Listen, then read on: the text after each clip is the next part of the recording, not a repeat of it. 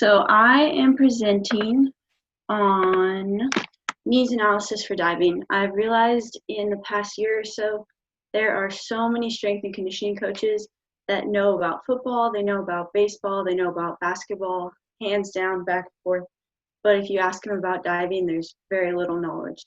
So my goal is to help you help your athletes by better understanding the sport through this presentation. And eventually, by the end, I'm hoping you'll know enough that you can put together your own strength and conditioning program for your divers.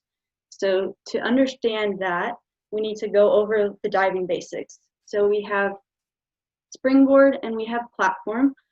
For the sake of this presentation, I'm going to focus on NCAA Division I because they compete differently as middle school, they compete differently as high school, Division II, Division III, and even differently than Olympic. So we're going to focus on Division I, where they compete 1 meter and 3 meters separately and platform as one event, which is all contributes to events within the swim team.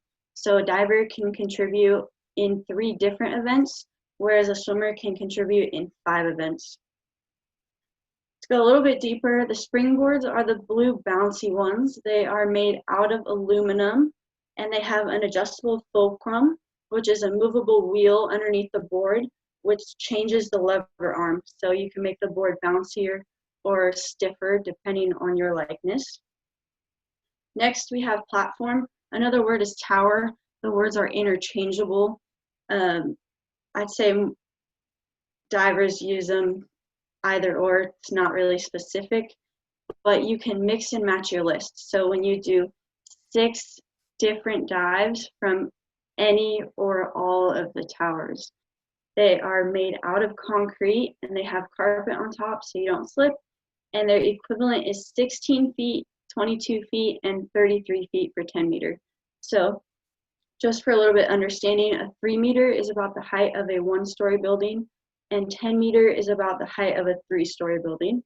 So if you look at this picture, it's my teammates and I. My coach ticket standing on 10 meter. We're all standing on 7 meter. You can see a little bit of the corner of 3 meter platform down there.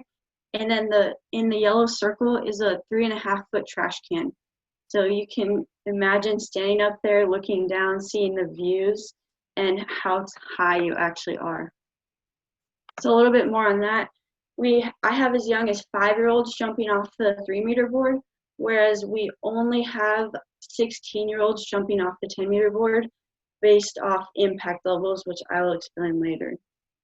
So a little bit more on diving basics. This is what a score sheet looks like. This was taken from 2018 NCAA Division I championships. A couple things I want to point out. There's 5 different categories of diving. So there's a forward, there's a back, there's a reverse, an inward, and a twist. And you do 6 dives, so you compete 2 of one and 1 of the rest. So we call it doubling up on a category. The next thing I want to point out is your DD. So that's a degree of difficulty. That's what the higher ups in diving grade your difficulty of your dive to be. So that is determined by the amount of flips, the amount of twists, and the height at which you finish the dive from. And then the very next thing I want to point out is the scoring system. So if you see here, there's 7 different judges, 7 different scores from each dive. However, only 3 of the scores get used. So the 2 highest and the 2 lowest scores get dropped to help remove any bias. And then the 3 middle school scores are added together, multiplied by the degree of difficulty, and then that gives you your ultimate end award, they call it on your score sheet, which then all your awards for each 6 of the dives are added together. So now that we know that, this is a video of David Dinsmore. He competed at University of Miami. He was 3rd place at 2016 Olympic trials, and he was set to go to Olympics this summer. However, that's going to be postponed for a year, so we can watch this. He's doing an inward 3.5 off of 10 meter. and then it'll go a couple views, so it'll go side view, and then back, and then it'll give his scores by the end.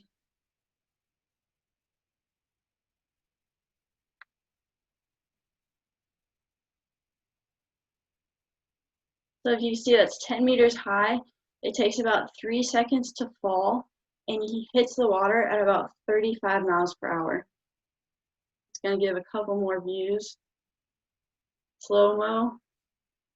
So he's standing backwards, flipping towards the tower, and then every dive on tower ends on your hands as opposed to on your feet. So you grab your hands to break the water and basically lessen the fall or the impact on the water. And he ends up scoring 8.5 and 8s with a difficulty of 3.2. So he scored 76 points on that dive. So when I say this competition day, I'm going to move on to the next slide. He do about 6 dives in the span of 6 hours. So he's doing about 7 seconds of work for about 45 minutes and then just resting, which contributes to the next section of conditioning that I'll get to. So now that we got that, we have a little bit of the impact on our body. So we've seen some dives, and what does it actually feel like to do them? So if we are hoping on a 20-hour week for NCAA, if we're hoping to get the divers in the weight room for 3 hours of that, that leaves about 2.5 hours of practice left for them at the pool under their sports coach supervision. With that, they have warm-up, they have stretching, and then they'll have diving. So if they are doing springboard practice for the day, they usually get about 100 springboard dives in one practice. So I'm going to show this video, and then I'm going to talk about it a little bit. So that would be a front 2.5. But the thing I want to point out is the hurdle, which is the approach on the board. If you watch, there's 3 different feet contacts just on that one board and one dive alone. I'll play it one more time, just watch it. So that equals if one diver was doing 50 forward dives or 50 dives with an approach, and they were doing 50 dives backwards, which is just one jump, that equals about 200 foot contacts in one practice. Not that it's a bad thing, it's just a point out that compared to the NSCA's recommendation of 120 and 140 foot contacts per plyometric session, diving is a very high plyometric sport. So you have to consider that when you are planning your strength lift for the day. Next thing, if we are doing a platform practice, we get about 70 practices in a day, which I said was you hit the water at about 35 miles per hour, which is also equivalent to 2 Gs, which means that if we have a diver who is 150 pounds, when they hit the water, they feel it about 300 pounds of force through their wrists, elbows, and shoulders. So if we consider specialists, they are doing one of these majority of the time. So either springboard divers have much more impact on their legs, whereas platform divers have much more impact on their shoulders and upper body. So with that, we have some common injuries. Shoulders. Number 1, we have dislocations, subluxations, which are partial dislocations, but they return back into their joint capsule. And then rotator cuff, we have tears, sprains, and strains all the time. These can either be acute or they can be chronic. So if you see this picture of the Chinese diver holding her pike in so tight, oftentimes when you pull arms so tight, your shoulder will pop out of the socket as you go in the air. More common injuries we have are the knees, so patellar tendinopathy, quadriceps tendinopathy, which all run on the patellar tendon, and then patellofemoral compression syndrome involving the lateral side of the knee. And finally, the back. The back has a lot of, most of the injuries come from compensation. So if a diver is to hit the water with all of that force on their shoulders, but their shoulders are not in the appropriate position, or just are not strong enough to withstand that force, then compensation with the back often ends up with spondylosis. So now that we have a little bit of understanding of the impact on the body, common injuries, some biomechanics. This is a step-by-step of a hurdle, which is the approach on the board. You can see 3 steps and then our jumps. So we have a jump that looks a lot like a kickback or a split stance trap bar. And then we have 1 single leg jump and then 1 2-leg jump. So keeping that in mind, the next step would be a hip hinge, whether that be forward or backwards. It's a completely open chain hip hinge. So that means when they're in the air, they need to be able to go from triple extension of the hip, knee, and ankle to a complete flat hip hinge, whether that be in the tuck, so bent knee position, or pike, a straight leg position shown in this picture. And then finally, the last little bit of biomechanics would be the entry, where we want arms overhead, hands interlocked, shoulders nice and tight, and then scapulars protracted around the rib cage to help support that humeral head in the joint. With that, what are their physical needs in the weight room? How can we assist a diver?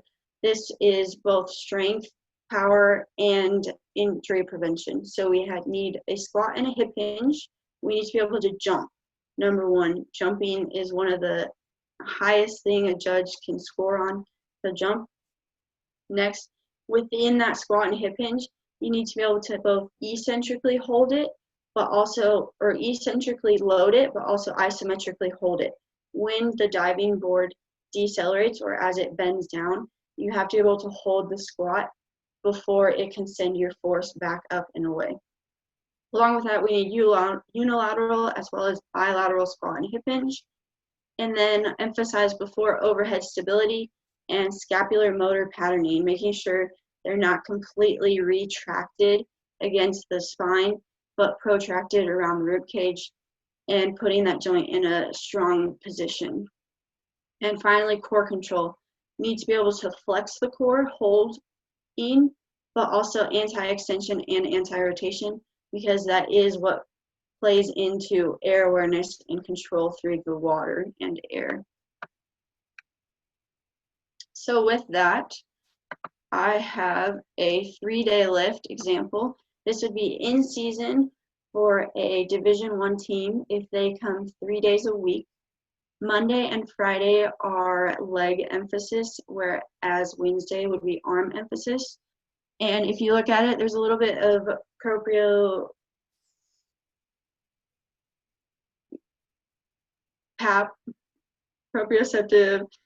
neuromuscular, and then we have so we're going to start with a squat variation, a weighted vertical jump, and then we go straight into split squat jumps. And then B1, B2, B3 would be overhead dumbbell press, chin up, and then stability while stir the pot. And then finally, we'd end up with some T-spine mobility and sheeted shoulder external rotation. Anything that works with the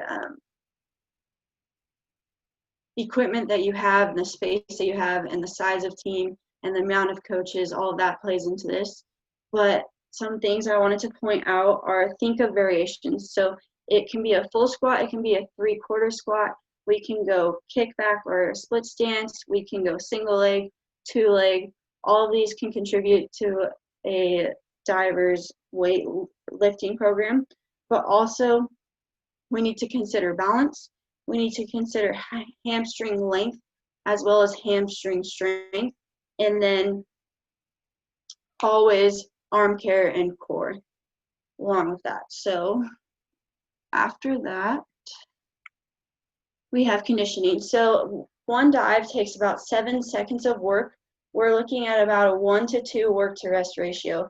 So shuttle runs are really good for this because a diver needs to understand how to produce force, how to change their direction of their force, but also how to absorb force. So shuttle runs are one way they can get all of that in there, whether it be 30-yard, 40-yard, all up to coach and equipment and space as well. One important point I want to make is that mental imagery will make, if not more, the same amount on a diver's competition edge, whether that be in the weight room or in the pool. So if we go back and remember that a diver is competing 6 dives in the span of 6 hours, we can't be on competition mode for 6 hours straight. They'll be completely drained by hour 2 with no desire to finish the rest of their dives or competition. So one way, if we go back to our lift, you can implement mental conditioning into their lift is if we say that we look at Friday and we want vertical jumps to be their competition mode. So we have our divers do our trap bar deadlift, our depth drop hurdle jump, and then when they set up for their vertical jumps, they're on full competition mode. So they've turned it on. They are pretending that they are on the board and this is their dive, and judges are watching, people are watching, everything. Once they finish their set of vertical jumps, they go back to their lift, they give their teammate a high five, they continue, they keep going, they're in their weight room lifting, as opposed to when they get to their vertical jumps again for the second and third set, they're on competition mode. So that's just one little tip and trick you can add into your lift for a little bit of mental conditioning for your divers. So now we've gone over our sport basics, the impact that that has on the body, some common injuries we find in divers within the shoulders, knees, and back, and then understanding a little bit of the biomechanics and physical needs of a diver, being our squat, our hip hinge, overhead stability, and core control. And then finally, an example of a 3-day power lift for in season. And lastly, our physical and mental conditioning that we would implement into our programming for our divers. And that is all I have. So that was needs analysis for diving.